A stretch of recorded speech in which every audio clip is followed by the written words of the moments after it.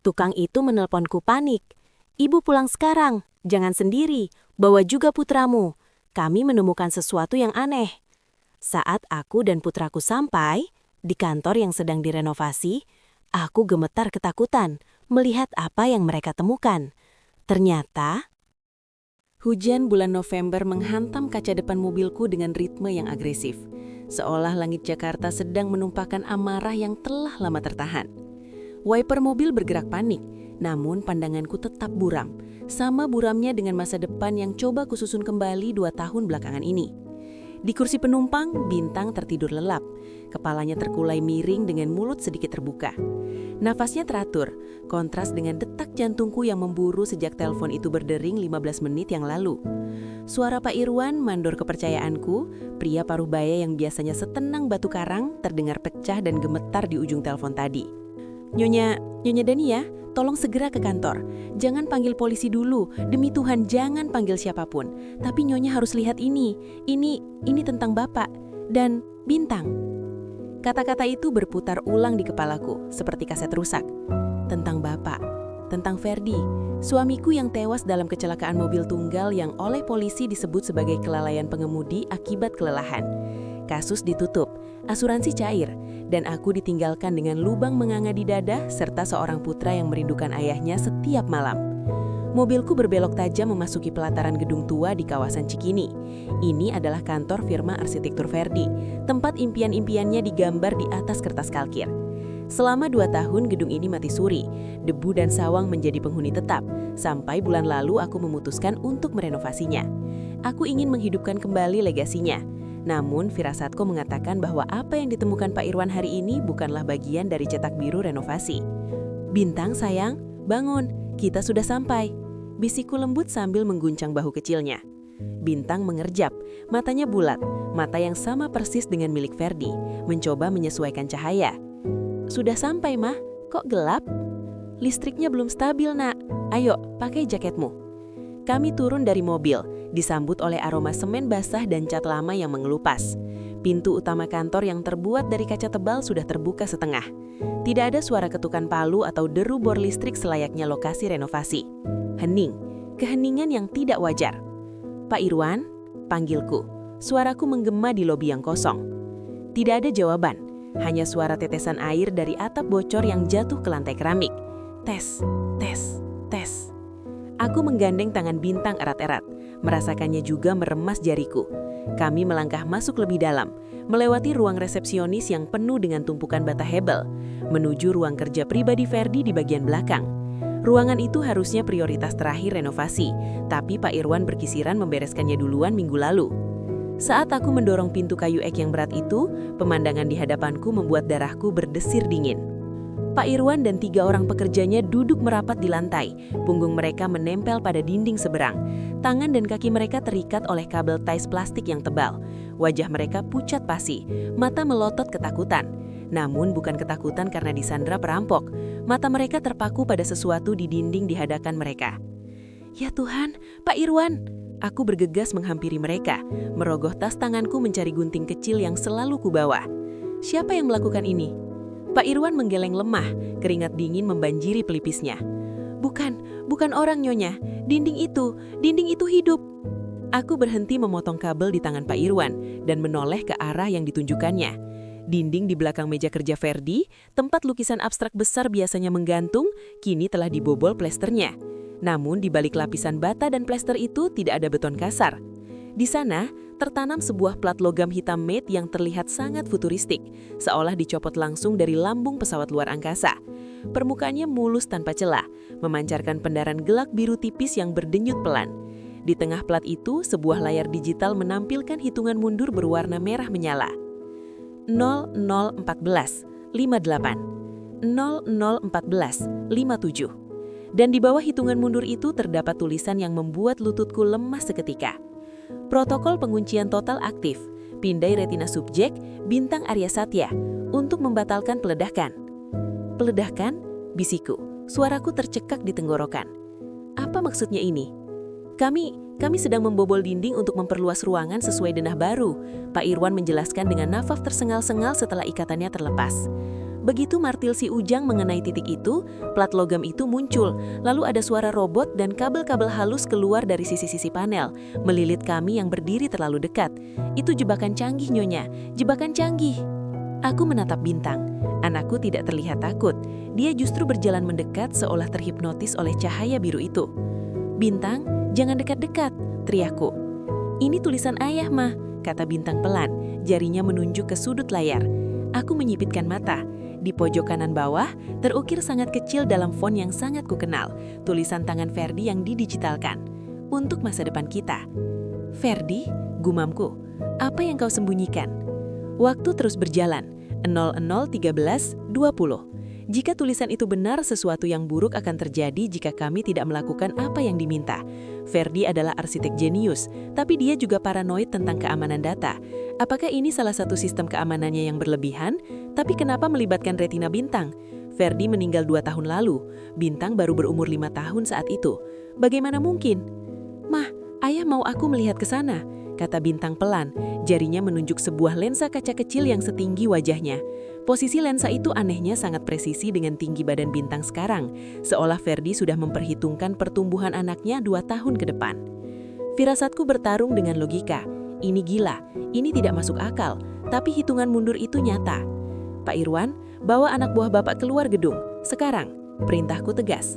"Tapi, Nyonya, sekarang," bentakku. Setelah derap langkah kaki pekerja menjauh, tinggallah aku dan Bintang di hadapan dinding aneh itu. Aku berlutut di samping Bintang, memegang kedua bahu kecilnya. "Bintang, dengar Mama, kamu hanya perlu melihat ke lensa itu, oke? Jangan kedip kalau bisa." Bintang mengangguk mantap. "Oke, Ma." Dia melangkah maju. Cahaya biru dari panel itu memantul di wajah mungilnya. Dia mencondongkan badan, mendekatkan mata kanannya ke lensa pemindai. Sinar merah tipis memindai bola matanya secara horizontal. Bip. Identifikasi terkonfirmasi. "Selamat datang, Bintang. Protokol peledakan dibatalkan. Membuka ruang penyimpanan level 0. Suara desisan hidrolis memenuhi ruangan. Plat logam itu terbelah 2, bergeser ke samping dengan mulus, mengungkapkan lorong gelap di balik dinding yang seharusnya padat. Udara dingin yang berbau steril, bau ozon dan antiseptik bukan bau debu, menghembus keluar membuat bulu kuduku merindang. Lampu LED putih menyala berurutan secara otomatis, menerangi ruangan kerja rahasia sempit 3x3 meter. Tidak ada jendela, dindingnya dilapisi peredap suara berwarna abu-abu. Di tengah ruangan, di atas meja besi sederhana, sebuah laptop hitam menyala sendiri. Aku menarik nafas panjang, menggenggam tangan Bintang dan kami melangkah masuk. Di layar laptop sebuah jendela video terbuka. Itu rekaman, dan wajah yang muncul di sana membuat air mataku tumpah tanpa permisi. Ferdi. Dia mengenakan kemeja biru favoritnya, kemeja yang sama di hari terakhir aku melihat dia hidup. Tapi wajahnya kusut, matanya merah dan cekung dipenuhi ketakutan yang belum pernah kulihat sebelumnya. Dia menoleh ke belakang seolah memastikan tidak ada yang mengawasi, lalu mendekatkan wajahnya ke kamera. "Dania, sayangku, dan Bintang, jagoan ayah." Suara Ferdi memenuhi ruangan kecil itu, jernih dan nyata, seolah dia berdiri di sampingku. Aku menutup mulutku dengan tangan, menahan isak tangisku. Bintang mematung, menatap layar dengan mata berkaca-kaca. "Ayah, jika kalian melihat video ini," lanjut Ferdi di layar, suaranya bergetar. "Berarti aku sudah tidak ada, dan yang lebih penting, berarti ketakutanku terbukti. Kecelakaanku, itu bukan kecelakaan, Dania. Mereka akan membunuhku." Duniaku serasa runtuh untuk kedua kalinya. Bukan kecelakaan, pembunuhan. Aku menemukan sesuatu dalam proyek jembatan layang itu. Tony dan konsorsiumnya, mereka memotong kualitas beton hingga di bawah 40%. Itu gila, itu pembunuhan massal yang menunggu waktu. Aku mencoba mengkonfrontasi mereka, tapi mereka mengancam kalian. Mereka mengancam akan menyakiti Bintang jika aku buka mulut. Ferdi di layar mengusap wajahnya kasar. Aku membuat ruangan ini diam-diam. Di hard drive laptop ini ada semua buktinya. Rekaman percakapan, aliran dana suap, spesifikasi asli yang aku desain versus apa yang mereka bangun. Ini asuransi jiwa kalian, tapi juga beban yang berat. Tiba-tiba, Ferdi menatap tajam ke lensa kamera, seolah menatap langsung ke mataku melintas ruang dan waktu. "Dania, dengarkan aku baik-baik. Jangan percaya siapapun. Tidak polisi, tidak rekan kerjaku, bahkan tidak Tony. Terutama Tony. Dia tersenyum seperti malaikat, tapi dia yang mengatur semua ini. Simpan bukti ini. Tunggu waktu yang tepat. Lindungi Bintang." Layar menjadi gelap sebentar, lalu muncul kembali wajah Ferdi yang sedang menangis. Maafkan aku meninggalkanmu dengan kekacauan ini. Aku mencintaimu Dania, aku mencintaimu Bintang. Jadilah anak yang kuat. Video berakhir. Layar kembali menampilkan desktop yang penuh dengan folder-folder terkunci. Keheningan di ruangan itu terasa mencekik. Aku merasa mual. Tony, Om Tony itu yang selama 2 tahun ini selalu datang membawakan mainan untuk Bintang. Tony yang meminjamkan bahunya saat pemakaman Ferdi. Dia yang membunuh suamiku. Mah, suara Bintang membuyarkan syok yang merumpuhkanku. Dia tidak melihat laptop lagi. Dia menunjuk ke arah sudut ruangan yang remang-remang di balik tumpukan kotak arsip besi. Itu apa, Mah? Aku mengikuti arah telunjuknya. Di sudut ruangan, terlegak sesuatu yang tertutup terpal usang. Tapi bentuknya menyerupai tubuh manusia yang meringkuk di sana. Dengan tangan gemetar, aku melangkah mendekat dan menyibakkan terpal itu. Aku terlonjak mundur, menabrak meja hingga laptop bergoncang. Tulang belulang, sebuah tulang belulang yang masih mengenakan sisa-sisa pakaian kerja proyek Bintang, rompi oranye yang sudah pudar dan sobek-sobek. Di pergelangan tangan kerangka itu melingkar sebuah jam tangan kronograf mahal yang kacanya retak. Aku mengenali jam tangan itu. Itu milik Pak Burhan, kontraktor utama yang hilang secara misterius seminggu sebelum kematian Ferdi. Suara bariton Ferdi dari rekaman itu baru saja senyap, meninggalkan gema peringatan yang dingin di udara steril ruang rahasia ini. Jangan percaya siapapun, Dania, bahkan mereka yang kau anggap saudara. Kalimat itu masih menggantung, mencekik tenggorokanku, ketika suara deru mesin mobil yang halus namun asing memecah keheningan di luar. Suara ban karet melindas kerikil halaman depan terdengar seperti gerinda yang menggilas sarafku.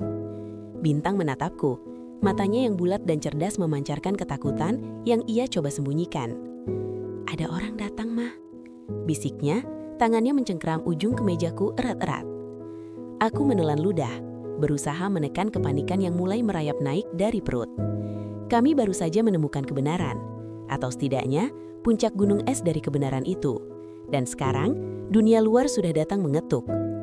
Tetap di sini, bisikku pada Bintang, lalu menoleh pada Pak Irwan yang masih memegangi pergelangan tangannya bekas ikatan tali tadi. Wajah tua itu tampak keras, rahangnya mengatup rapat. Ada sorot mata yang berbeda dari Pak Irwan yang selama ini kukenal hanya sebagai mandor bangunan yang ramah. Sorot mata itu tajam, waspada, seperti prajurit yang mendengar semboyan perang. Biar saya yang periksa, Bu, kata Pak Irwan, tapi aku menggeleng. Tidak, kalau itu orang yang dikenal, ketidakhadiranku akan mencurigakan. Bapak jaga Bintang di sini. Jangan keluar dari ruang rahasia ini kecuali aku panggil. Aku melangkah keluar dari celah dinding yang terbuka, kembali ke ruang kerja Ferdi yang berantakan, lalu berjalan menuju pintu depan. Cahaya matahari sore yang menyilaukan memaksaku menyipitkan mata saat aku melangkah ke teras. Di sana, terparkir sebuah sedan hitam mengkilap yang sangat kukenal. Pintu mobil terbuka. Sosok pria tegap dengan setelan jas abu-abu mahal keluar dengan gaya santai yang khas. Tony, sahabat Ferdi sejak kuliah. Pria yang memelukku paling erat saat pemakaman Ferdi. Pria yang sering membawakan mainan untuk Bintang. Dania, serunya, suaranya terdengar renyah dan bersahabat. Ia melepas kacamata hitamnya menampilkan senyum lebar yang biasanya menenangkan. Namun kali ini, entah kenapa membuat bulu kudutku meremang. Apa yang kau lakukan di tempat rongsokan ini? Dan kenapa gerbang depan terbuka? Aku mematung di ambang pintu. Peringatan Ferdi berputar di kepalaku, seperti kaset rusak. Jangan percaya siapapun. Apakah Tony termasuk? Tidak mungkin. Tony sudah seperti paman bagi Bintang. Tony, suaraku terdengar parau. Aku berdaham untuk menjernihkannya. Aku hanya ingin melihat kondisi kantor. Rencananya mau direnovasi. Tony tertawa kecil, melanggah mendekat. Sepatu kulit mahalnya mengetuk lantai teras dengan irama yang percaya diri. Renovasi? Sendirian? Astaga Dania, kau seharusnya menelponku. Aku bisa kirim kontraktor terbaik, bukan membiarkanmu berdebu-debu begini. Dia berhenti tepat 2 langkah di hadapanku. Bau parfum mahalnya, campuran kayu cendana dan emas menusuk hidungku. Aroma yang dulu terasa familiar dan mewah, kini terasa mencekik. Matanya menyapu penampilanku yang kusut, lalu melirik ke dalam ruangan di belakangku.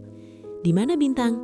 Tanyanya, nada suaranya santai tapi matanya menyipit sedikit, seolah mencari sesuatu.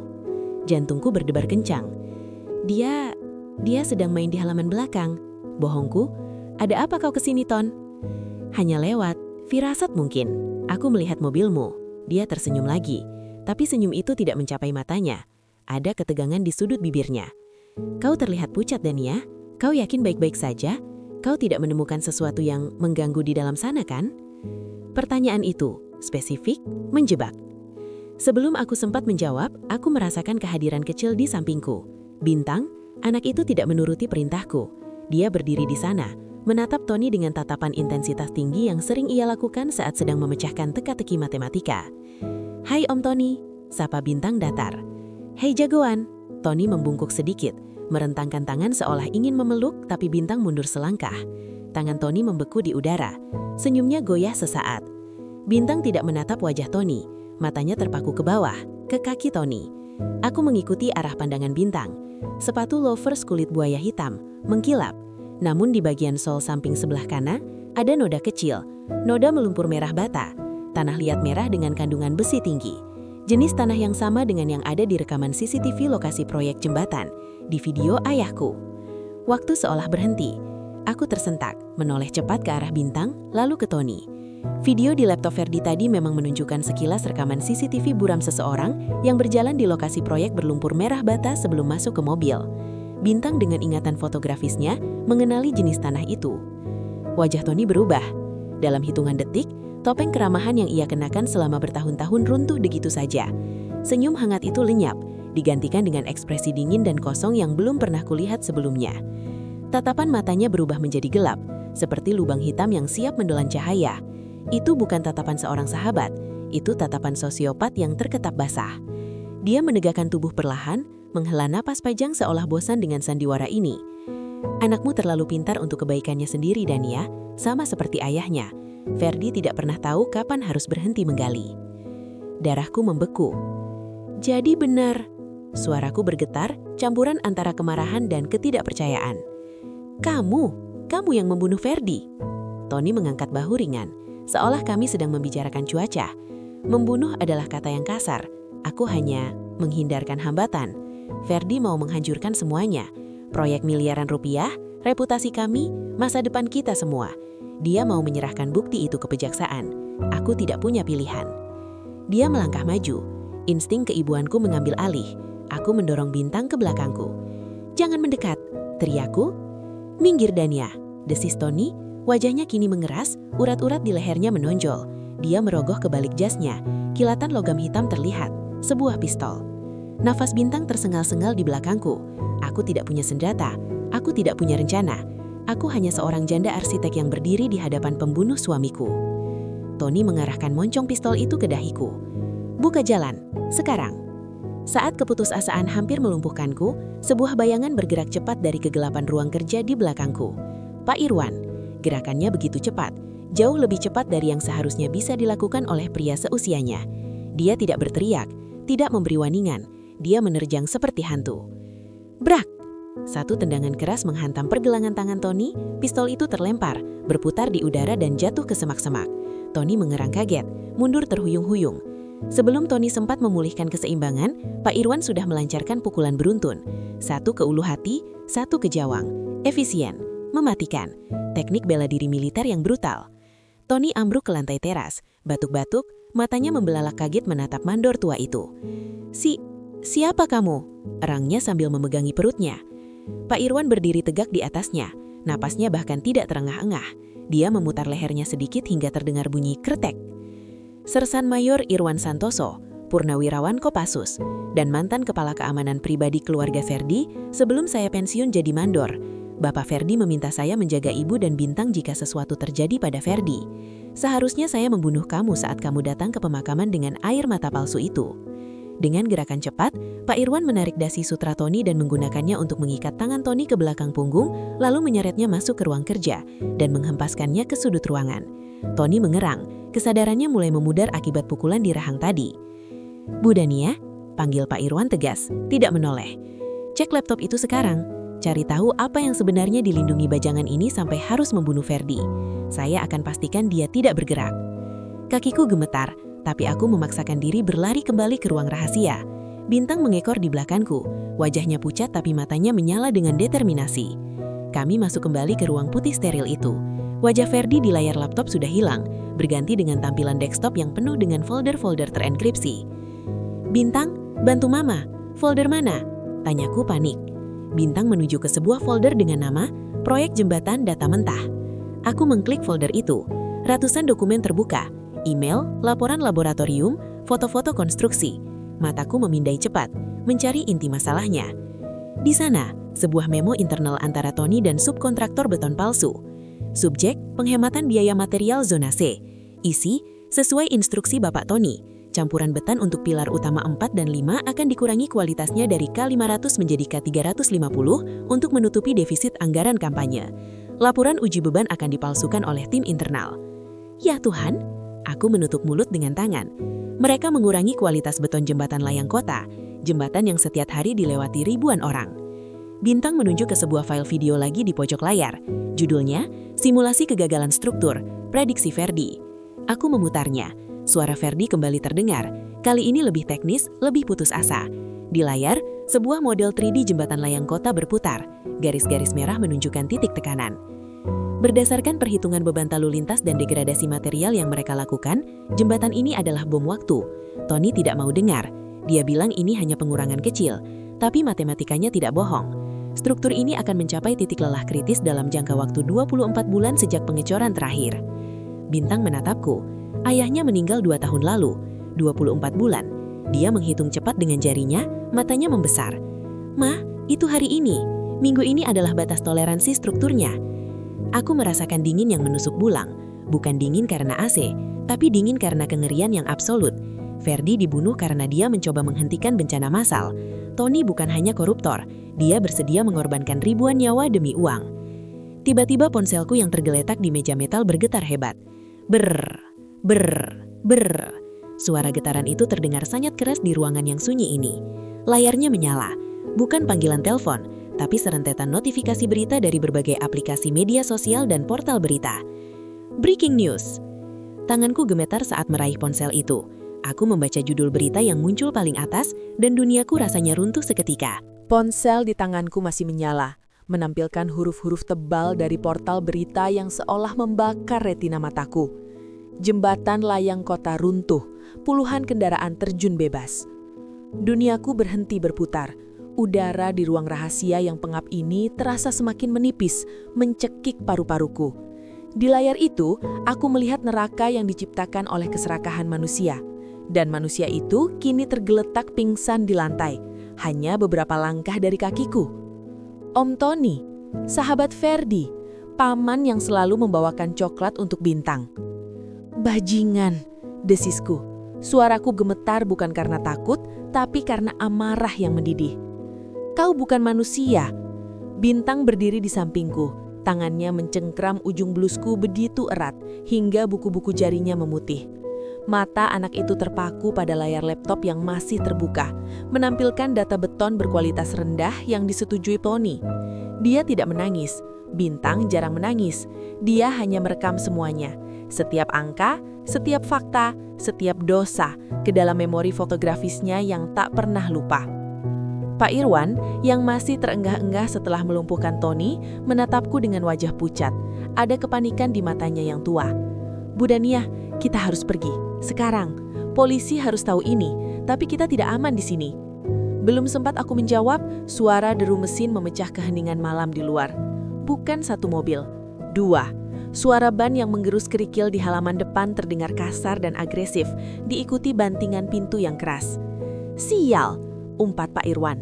Dia segera bergerak ke pintu, mengintip melalui celah kecil.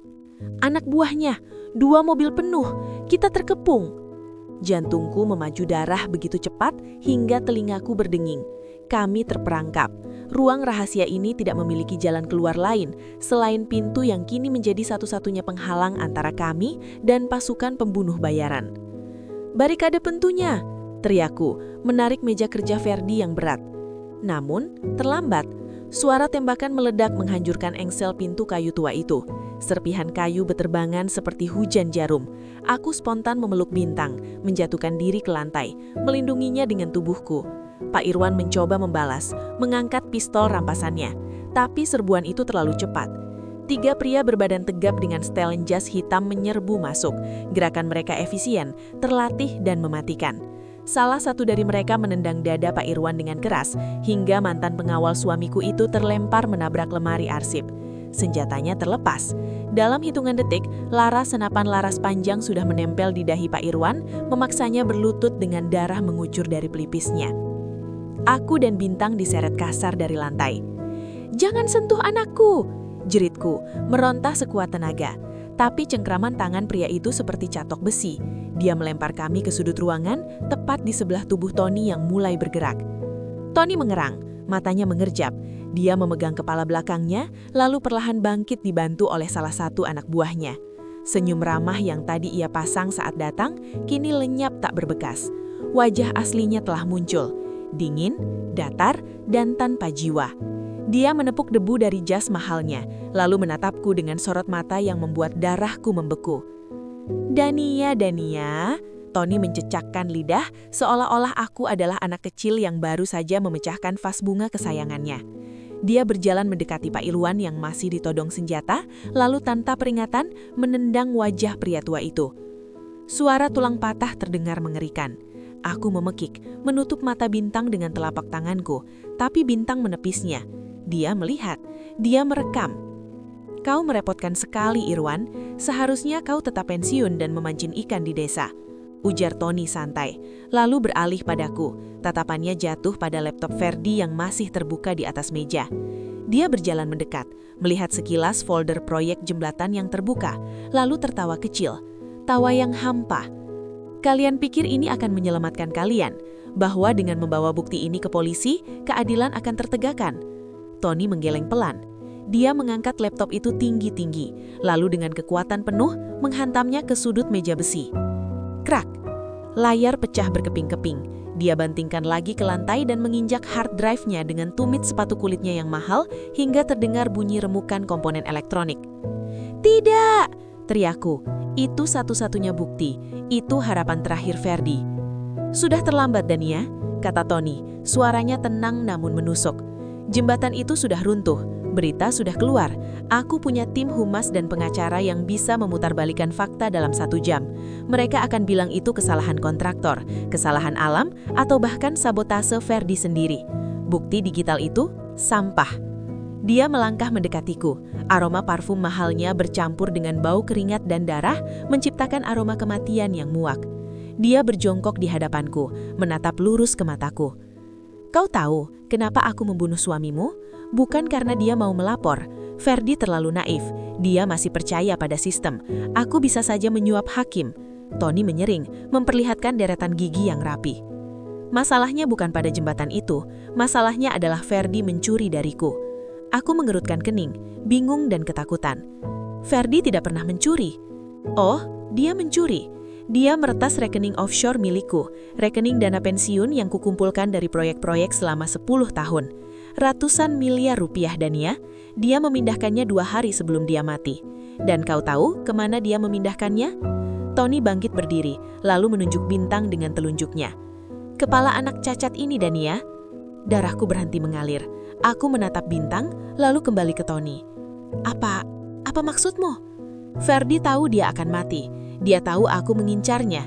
Jadi dia mengkonversi akses ke rekening enkripsi itu menjadi serangkaian kode visual, gambar, angka, pola, dan dia menunjukkannya kepada putramu. Bintang kan? Anak dengan ingatan eidetik, anak yang tak pernah lupa." Tony mencengkeram dagu Bintang, memaksa anak itu mendongak.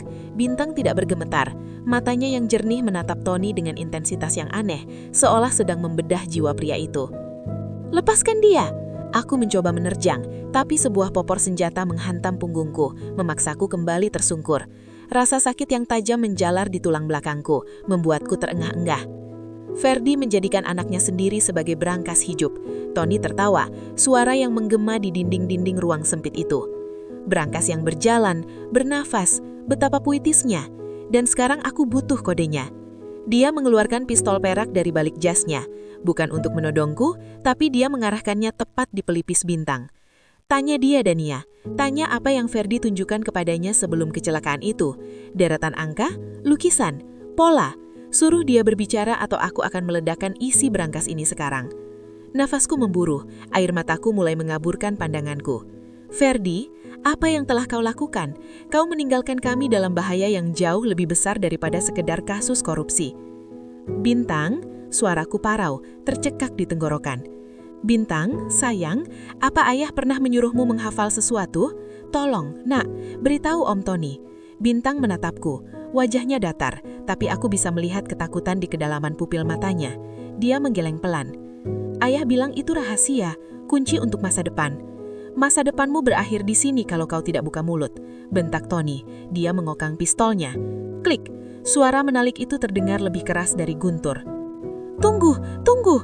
Aku mengangkat tangan, memohon. Otakku berputar cepat mencari jalan keluar. Kami tidak akan selamat. Bahkan jika Bintang memberitahu kodenya, Tony akan membunuh kami untuk menghilangkan saksi. Kami harus lari. Tapi bagaimana? Mataku menyapu ruangan dengan panik. 2 penjaga di pintu, 1 menjaga Pak Irwan, Tony di depan kami. Tidak ada celah. Pandanganku terhenti di dinding di belakang Tony. Di sana ada panel listrik tua yang penutupnya sudah terlepas karena proses renovasi yang belum selesai. Kabel-kabel telanjang berwarna merah dan hitam menjuntai keluar seperti usus yang terburai. Dan tepat di samping kakiku ada kaleng cat minyak sisa renovasi yang tutupnya terbuka separuh. Hanya itu, 1 kesempatan dalam 1 juta. Aku menatap Tony, memaksakan diri untuk terlihat menyerah. Baik, baik, aku akan memintanya berbicara, tapi tolong turunkan senjatanya. Dia ketakutan. Tony mendengus, sedikit menurunkan laras palu senjatanya, tapi tidak menjauhkannya dari kepala Bintang. Cepat. Bintang, kataku lembut, sambil perlahan menggeser posisi dudukku. Tanganku meraba ke samping, jari-jariku menyentuh dinginnya kaleng cat. Ingat apa yang ayah bilang soal menjadi berani? Bintang mengangguk. Sekarang ibu butuh kamu menjadi sangat berani. Tutup matamu, tutup rapat-rapat. Tony mengerutkan kening. Apa-apaan ini? Dalam satu gerakan sentak yang dipicu adrenalin murni, aku menyambat kaleng cat itu dan melemparkannya sekuat tenaga. Bukan ke arah Tony, tapi melewati bahunya, lurus terhadap panel listrik yang terbuka. Cairan cat kental menyembur di udara, menghantam kabel-kabel telanjang itu. Cis, cis, cis, cis. Suara ledakan listrik terdengar memekakan telinga. Bunga api biru dan oranye senyabur liar seperti kembang api maut, membagar sirkuit utama gedung tua ini. Seketika itu juga, lampu di ruangan itu mati total. Kegelapan pekat menelan kami, disertai bau ozon dan karet terbakar yang menyengat. Kekacauan pecah. Sial, mataku! Teriak salah satu penjaga yang mungkin melihat langsung ke arah percikan api. Tembak, tembak saja! Seru Tony panik di dalam kegelapan. Dor, dor, dor! Kilatan api dari moncong senjata menyala buta menerangi ruangan dalam kedipan-kedipan mengerikan. Peluru menghantam dinding, lantai dan perabot besi dengan bunyi ting yang nyaring. Aku tidak berpikir lagi. Aku menerjang ke depan, bukan menjauh, tapi mendekati Bintang. Tanganku menggapai-gapai dalam gelap sampai aku merasakan lengan kecilnya. Tunduk, besisku di telinganya. Kami merangkak seperti tikus yang diburu kucing. Lantai terasa dingin dan penuh serpihan kaca. Lututku perih. Napas kami memburu, menciptakan uap putih tipis di tengah dinginnya udara malam yang bercampur dengan bau mesiu dan hujan. Lumpur menciprati kakiku yang telanjang. Sandal rumahku sudah hilang entah di mana saat kami melompat keluar dari jendela dapur. Aku menyeret Bintang, tangan kecilnya terasa dingin dan lembab dalam genggamanku. Mobil Bintang, cepat! Seruku, suaraku parau. Halaman belakang yang biasanya asri kini terasa seperti medan perang. Bayangan-bayangan panjang dari pepohonan tampak seperti hantu yang siap menerkam. Di depan sana, di bawah naungan pohon beringin tua, sedan Volvo peninggalan Ferdi terparkir miring, seolah telah lama dilupakan. Mobil itu tua, catnya mengelupas, tetapi itu satu-satunya harapan kami. Suara teriakan anak buah Tony terdengar dari arah teras belakang. Mereka lari ke kebun, kejar! Aku menyentakkan pintu mobil, tidak terkunci. Ferdi selalu lupa menguncinya, atau setidaknya itulah yang aku pikirkan dulu. Sekarang aku tahu, tidak ada yang kebetulan bagi suamiku. Aku mendorong Bintang masuk ke kursi penumpang, lalu aku melompat ke balik kemudi. Tanganku gemetar hebat saat memutar kunci kontak. Cetek, hening. Cetek, cetek. Ayolah, bisikku. Air mata frustasi mulai menggenang. Jangan sekarang, tolong jangan sekarang. Aku mencoba lagi, memutar kunci itu dengan putus asa. Mesin hanya mengerang lemah, seperti binatang sekarat. lalu mati total. Di kejauhan, sorot senter menyapu semak-semak, mendekat dengan cepat. Kami terjebak.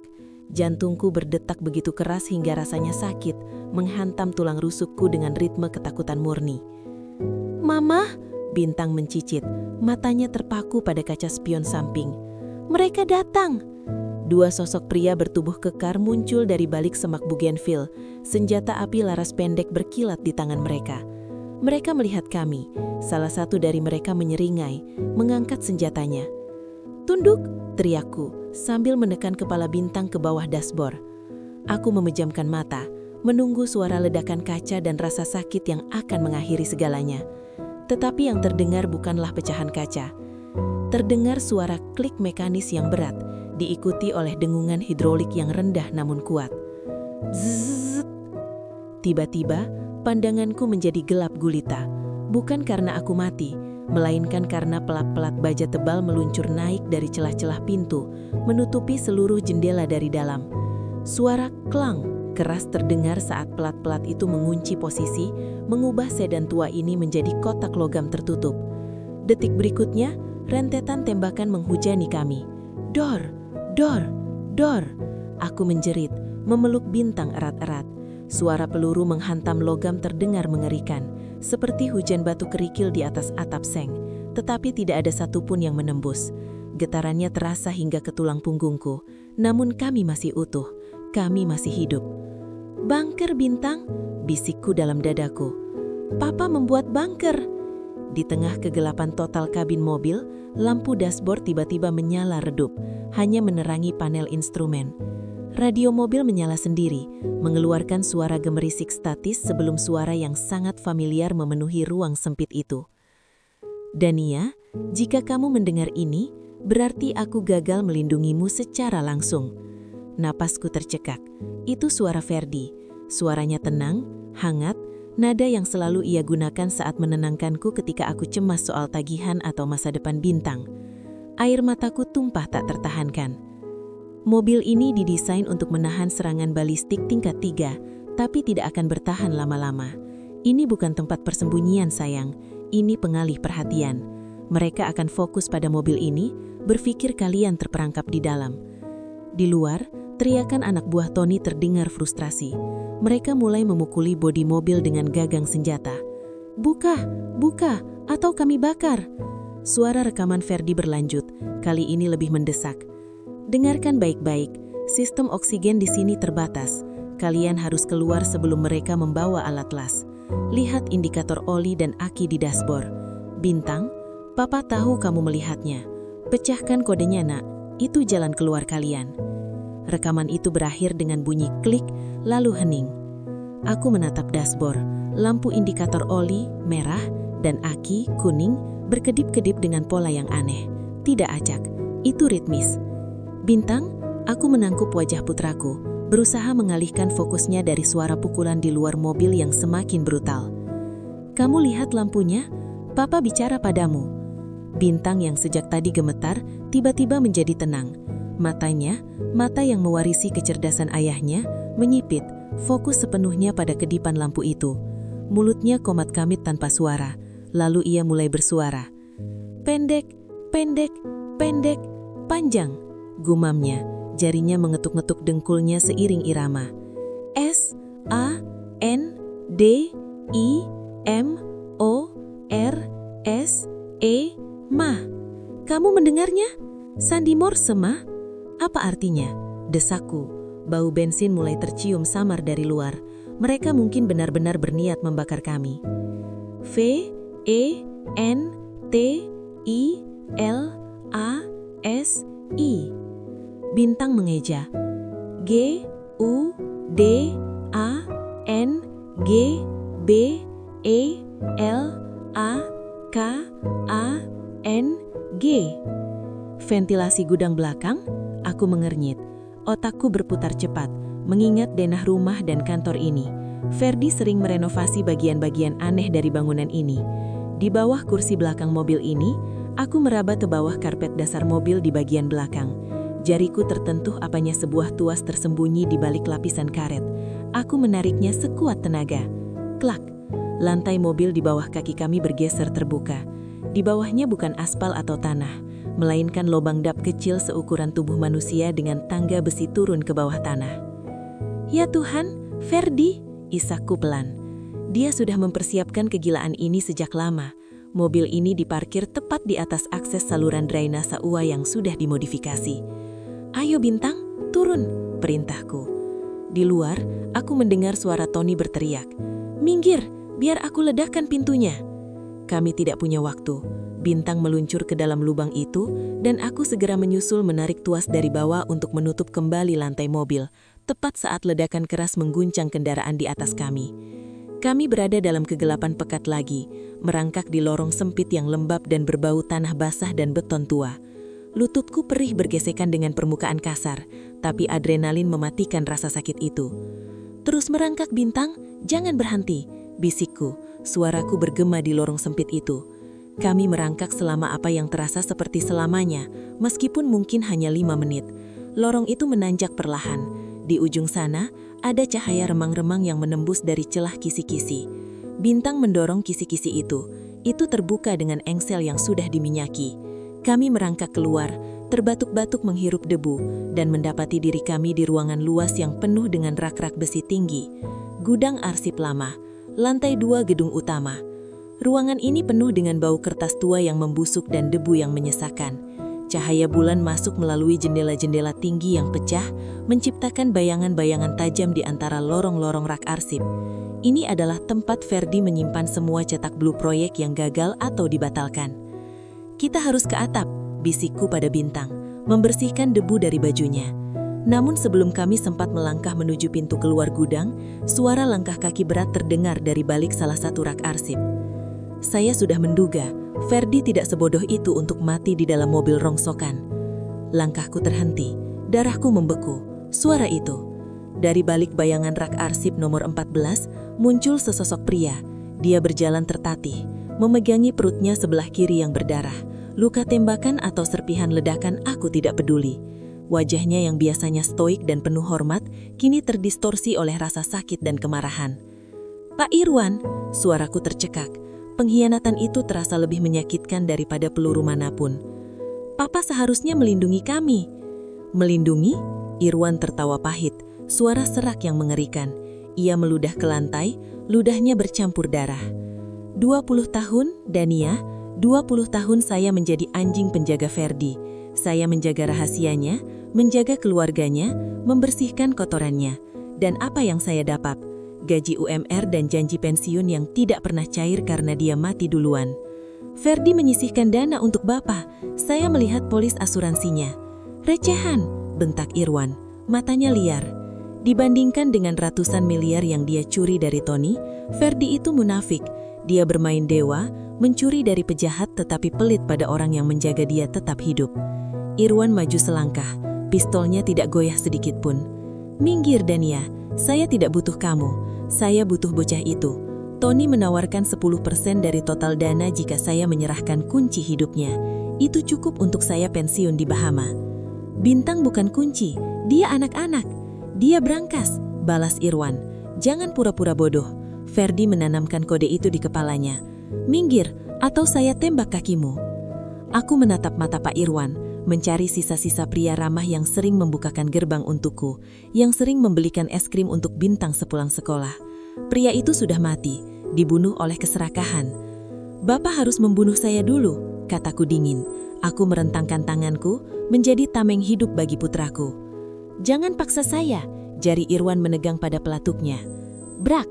Pintu ganda gudang arsip di ujung ruangan didobrak. Angin malam di atap gedung tua itu tidak menyegarkan. Ia menusuk. Rasanya seperti ribuan jarum es yang menghantam kulitku yang penuh keringat, debu, dan darah kering.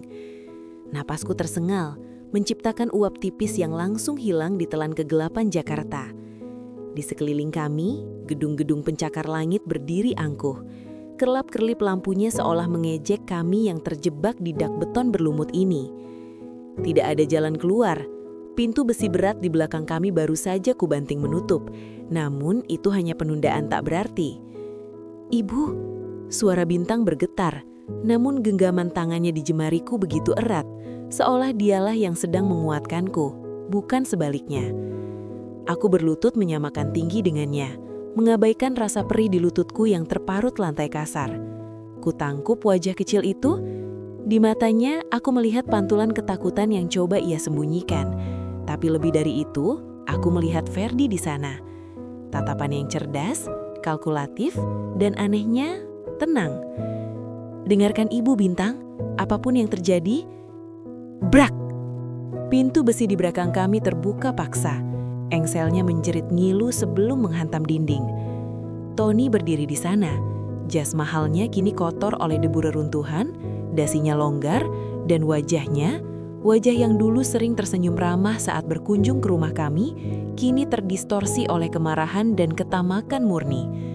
Di tangannya, pistol hitam mengkilap terarah lurus ke dada Bintang. "Habis sudah, Dania," desis Tony melangkah maju. Suara langkah sepatunya di atas kerikil atap terdengar seperti hitungan mundur kematian. Tidak ada lagi bunker ajaib, tidak ada lagi lorong rahasia, hanya ada gravitasi dan peluru. Aku segera berdiri, menarik Bintang ke balik punggungku, menjadikan tubuhku sebagai perisai daging. "Sudah cukup, Tony. Polisi sudah di jalan. Suara tembakan tadi pasti memancing perhatian." Tony tertawa, suara yang kering dan tanpa humor. "Polisi butuh waktu 15 menit untuk menembus kemacetan di bawah sana. Aku hanya butuh 3 detik untuk melempar anakmu dari atap ini jika kau tidak menyerahkan kode enkripsi Ferdi. Sekarang." Angin bertiup lebih kencang, mengibarkan rambutku yang kusut. Aku bisa merasakan jantung Bintang berdetak kencang menempel di punggungku. Kami terpojok di tepi atap. 1 langkah mundur dan kami akan jatuh ke pelataran parkir 5 lantai di bawah. "Aku tidak tahu kodenya, Tony. Ferdi tidak pernah memberitahu-tahu," teriakku, air mata frustrasi mulai menggenang. "Bohong," bentak Tony, urat lehernya menonjol. "Ferdi tidak akan mati tanpa meninggalkan kunci berangkas digitalnya. Uang itu, rancangan itu milikku. Aku yang membangun firma ini bersamanya, tapi dia yang mendapat semua pujian. Dia yang menjadi si jenius Ferdi." Dia mengarahkan pistolnya sedikit ke samping, ke arah kepala Bintang yang mengintip dari balik pinggangku. Hitungan ketiga. 1. Darahku membeku. Waktu seolah melambat. Aku bersiap untuk menerjangnya.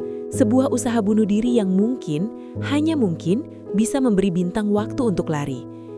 2. Namun, sebelum aku sempat bergerak, Bintang melepaskan genggaman tanganku. Dia melangkah keluar dari perlindunganku. "Bintang! Tidak!" jeritku terhantam. Anak itu berdiri tegak. Di bawah sinar bulan yang samar, dia tampak begitu kecil di hadapan Tony yang memegang senjata mematikan. Tapi lebih dari itu, aku melihat Ferdi di sana. Tatapan yang cerdas, kalkulatif, dan anehnya tenang. "Dengarkan Ibu Bintang, apapun yang terjadi." Alpha Sera 9. Bintang bersuara. Nadanya bukan nada bicara seorang anak kecil yang ketakutan. Itu adalah nada perintah, dingin, otoriter. Eksekusi protokol langit. Tony mengernyit, jarinya ragu di pelatuk. "Apa yang kau racaukan, bocah?" Hening sesaat. Hanya desau angin. Tony mulai menyeringai, mengira itu hanya bualan putus asa. "Manis sekali, mencoba menggertak pamanmu, Tapi kemudian suara itu datang. Awalnya hanya dengungan rendah, seperti lebah yang marah dari jauhan. Wung, wung. Suara itu membesar dengan cepat, berubah menjadi deru turbin yang memekakkan telinga. Dari balik kegelapan malam, dari sisi-sisi gedung pencakar langit di sekitar kami, titik-titik cahaya merah bermunculan. 1, 10, 50. Puluhan drone quadcopter hitam melesat naik dari sisi gedung, berjalan dalam formasi presisi yang mengerikan. Mereka tidak menyerang, tapi mengepung. Dalam sekejap, atap gedung itu dikelilingi oleh dinding mesin terbang. Klik! Secara serentak, lampu sorot LED berkekuatan tinggi dari setiap drone menyala, menembak langsung ke arah Tony. "Ah!" Tony berteriak, menutup matanya dengan lengan. Cahaya itu begitu terang hingga membuat malam menjadi siang dalam radius 10 meter. Bayangan Tony memanjang tajam di lantai beton. Suara mekanis Ferdi, suara sintetis yang sama dengan yang ada di mobil tadi, terdengar menggema bukan dari satu sumber, tapi dari speaker yang terpasang di setiap drone, menciptakan efek suara surround yang mengintimidasi. Sistem pertahanan terakhir aktif, target terkunci, senjata biometrik terdeteksi, menunggu perintah eliminasi. Kaki Tony goyah, dia berputar liar, pistolnya terarah acak ke udara, bingung harus menembak mesin yang mana. Apa ini? Bintang tidak bergeming sedikit pun, meski angin dari baling-baling drone mengibarkan pakaiannya. Dia menatap Tony dengan ketenangan yang menakutkan. "Paman Tony," Bintang berkata, suaranya tenang namun terdengar jelas di antara deru mesin. "Ayah sudah memprediksi Paman akan datang. Ayah bilang, orang tamak akan selalu mencari kunci, meski kunci itu akan membakar tangannya." "Matikan benda-benda ini," jerit Tony panik. Keringat dingin mengucur deras di wajahnya. "Matikan atau kutembak ibumu." "Paman menginginkan kodenya kan?" tanya Bintang. Aku menatap putraku dengan tak percaya. "Bintang, berikan padaku."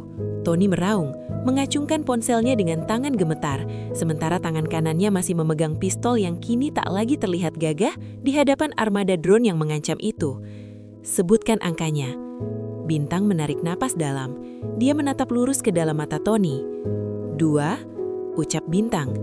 Tony mengetik dengan panik di ponselnya. Aplikasi perbankan ilegal yang sudah ia siapkan sejak lama terpampang di layar. 7, 0, 5. Jari Tony menari di atas layar, matanya liar antara layar ponsel dan drone yang berdengung mengancam. 1, 9, 8, 8. Tony menekan tombol enter dengan keras. "Masuk, akhirnya!" Dia tertawa histeris, suara kemenangan yang prematur. Namun detik berikutnya, layar ponsel Tony tidak menampilkan saldo ke rekening di miliaran rupiah. Layar itu berkedip hitam lalu muncul ikon tengkorak merah besar yang berdenyut. Bip, bip, bip. Suara itu mengeluarkan alarm nyaring. Dan kemudian, sesuatu yang luar biasa terjadi. Videotron raksasa yang terpasang di gedung seberang, yang biasanya menampilkan iklan mie instan atau kosmetik, tiba-tiba glitch. Layarnya berubah menjadi statis sejenak sebelum menampilkan wajah Tony secara close up. Itu adalah siaran langsung dari kamera depan ponsel Tony sendiri. Tidak hanya di satu gedung, aku menengok ke kiri dan kanan.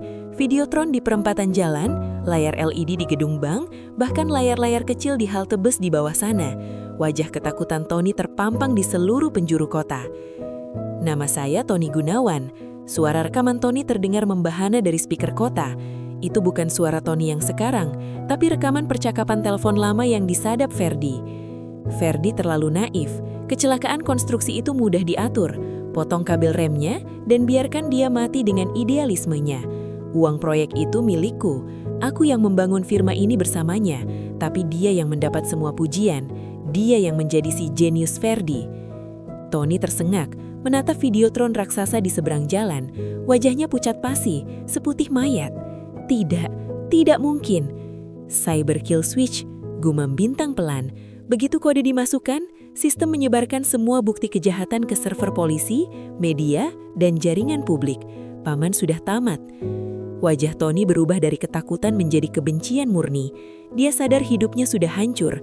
Tidak ada penjara yang menanti dianya, melainkan kehancuran total reputasi dan hidupnya. Tatapannya beralih dari layar videotron kembali ke Bintang. Tatapan seorang yang tidak lagi memiliki harapan, hanya keinginan untuk menghancurkan. "Kau!"